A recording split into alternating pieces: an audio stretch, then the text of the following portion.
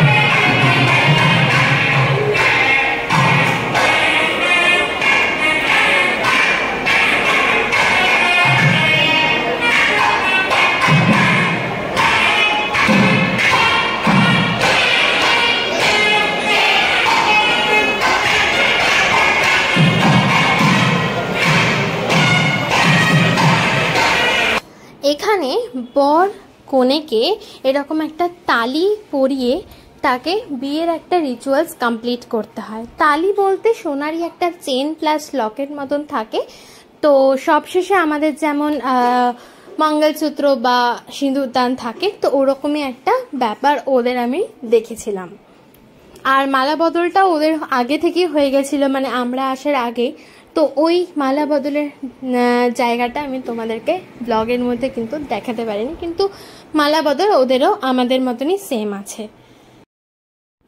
আজকে ওদের সকালের বিয়ের অনুষ্ঠানটা আমি তো ভীষণ এনজয় করেছি।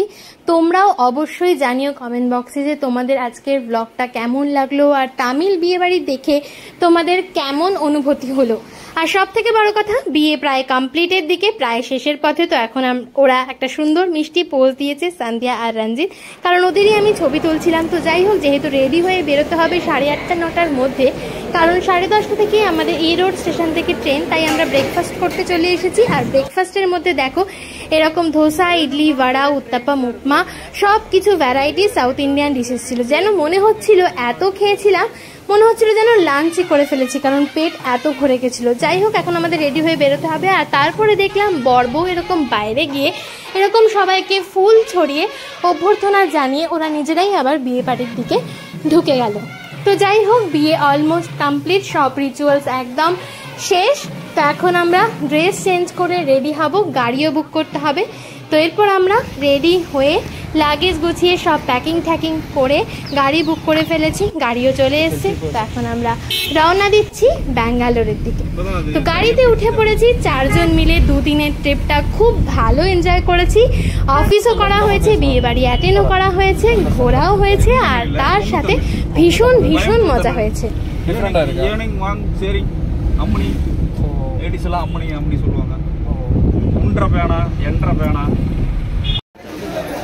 ইরোড জাংশন স্টেশনে পৌঁছে গেছি। এখন বাজে 9:53, 10টাও বাজেনি, 10:30টায় ট্রেন, 10:25-এ ট্রেন আমাদের। তো এখন আমরা ওয়েট করছি বাইরে কোন প্ল্যাটফর্মে ট্রেন দেবে, আর সেই প্ল্যাটফর্মে গিয়ে আমরা এখন যাব। তো ট্রেনে উঠে দেখা হচ্ছে। তো বন্ধুরা, ট্রেনে উঠে গেছি, তাহলে এখন আমরা সবাই বাই বলে দিচ্ছি, তার কারণ অলরেডি ব্লগটা শেষের দিকে আর জার্নিও শেষের দিকে। এখন ট্রেনে করে যাচ্ছি, একটু ঘুমিয়ে নিই, তার কারণ রাত্রিবেলা ঠিক করে আমাদের ঘুম হয়নি। এই কারণে রাত্রি 11টা-12টায় ঘুমিয়ে আবার ভোর 4টায় উঠে 5টার মধ্যে রেডি হয়ে যেহেতু বিয়ে বাড়ি অ্যাটেন্ড করতে হয়েছিল, তাই জন্য একটু রেস্ট নিলাম।